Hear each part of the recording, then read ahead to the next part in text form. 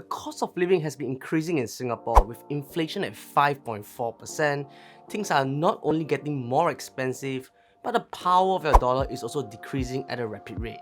To have an idea of inflation, it's not about things becoming more expensive per se, but our money becomes much smaller. So imagine today, with $1, you can purchase maybe 100 matchsticks. And with inflation at a 5% rate, this means next month or next year, our $1 can only purchase 95 matchsticks. So our dollar amount remains the same, but the amount of things that we can purchase has decreased, and these will continue to fluctuate depending on how the MAS decides to regulate our currency.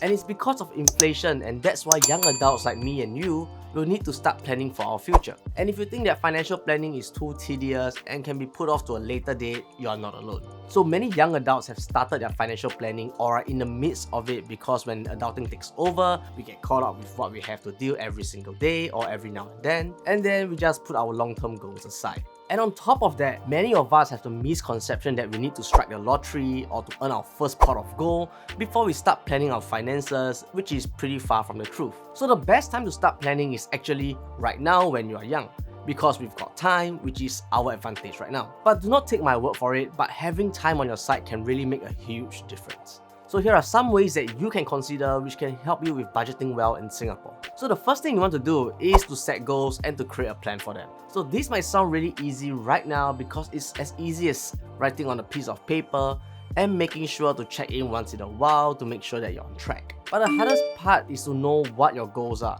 which is not something that many people know. So everyone will say they want $1 million, but what's next after the $1 million? What are you gonna do with the money and what is your plan afterwards? So setting goals and plans can sound easy, but it's a little bit more complex than that. And if you have been in the working world, you will be familiar with the term SMART. So this is an acronym that is used for goal setting to make sure that things are efficient for you. So in the SMART system, the S stands for specific, which means that your goals have to be specific. And as specific as what you will do when you achieve that amount of money or how much you're allocating for a certain kind of investment. And the next one we have is M, which is measurable. So this complements the previous point because we're talking about money, and therefore our goal must be a specific amount of dollars or a specific amount of dollar value. And then we have A for attainable, and once we have written down a specific and measurable goal, what we want to do next is to make sure that our goal is attainable. Otherwise, this whole exercise will not be of any value to you. So for example, if you're earning $4,000 a month and you set a goal to invest $3,000 a month or $36,000 a year. So this goal might not be attainable because you'll be leaving yourself with too little buffer, which can make life pretty uncomfortable. So ensure that your goals are attainable. And next we have R, which is for relevant.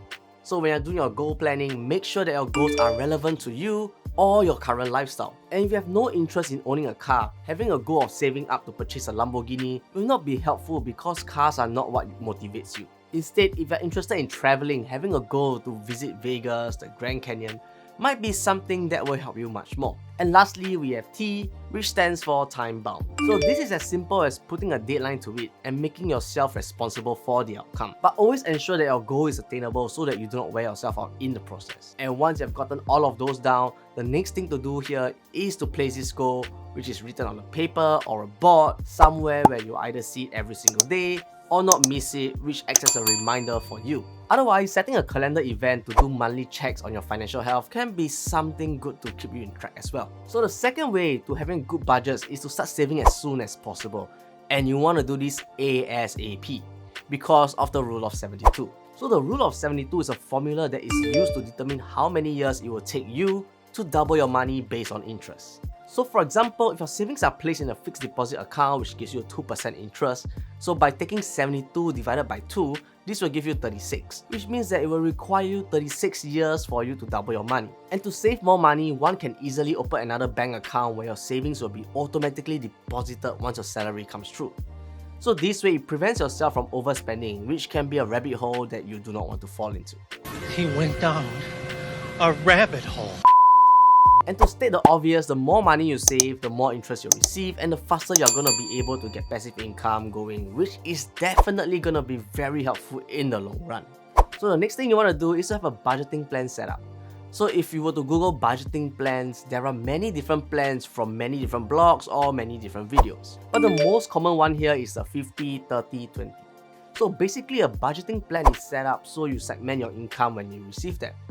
So in a 50-30-20 plan, 50% is channeled to your needs, 30% is channeled to your wants, and 20% is channeled to your savings. So your needs will include things like groceries, your insurance bills, your phone bills, and other stuff that you need to survive and function as a normal human being. And 30% of your wants are things that fall into categories of your hobby, yoga classes, gym memberships, clothing, and other discretionary spending. And lastly, the 20% is for savings into your emergency fund that we have talked about many times, your long-term savings, and your own retirement. However, there is no hard and fast rule that it has to be the 50-30-20 because it really depends on the situation of each individual, which varies because some people do have higher income, some have little to no bills, and some really do not have any discretionary spending. So for example, a married individual with kids will probably have higher spending in the needs department because they need to purchase things like milk powder, diapers, doctor checkups, and many more. And as compared to a single individual that probably has lesser needs and will probably have more wants or savings. But the trick here is to find a balance where you're able to save and also cover your needs. And this could mean cutting back on spending or increasing your income. Which brings us to the last point, which is focusing on increasing your income. So although keeping a spending tight and saving as much as possible is important, always remember that you can only save as much as you earn, and therefore by increasing your income, you can also increase your savings rate. So remember that we can only reduce that much amount of spending before things become really uncomfortable for us, which is not something we want happening. And to grow your income, there are many things that we can do, like side gigs that you can pursue. These can be providing services based on skills like photography, graphic design, tutoring. And if you have no skills, you can do side gigs like dog walking, for example. So for me, I feel that the side gig space is really huge and anything can be a side gig as long as you provide value to the end customer. And by monetizing it, you can also get to practice your skill to get better, and you can also earn some income as well. So here are the 4 different methods that you can start to use to start budgeting in Singapore and keeping your finances in check. So this will be a process that will happen over time, but the important thing to do today is to take action and start somewhere. So I'll really greatly appreciate if you can drop a like for the YouTube algorithm, subscribe if you haven't, turn on the notifications, stay safe, invest safe, and I'll see you in the next one.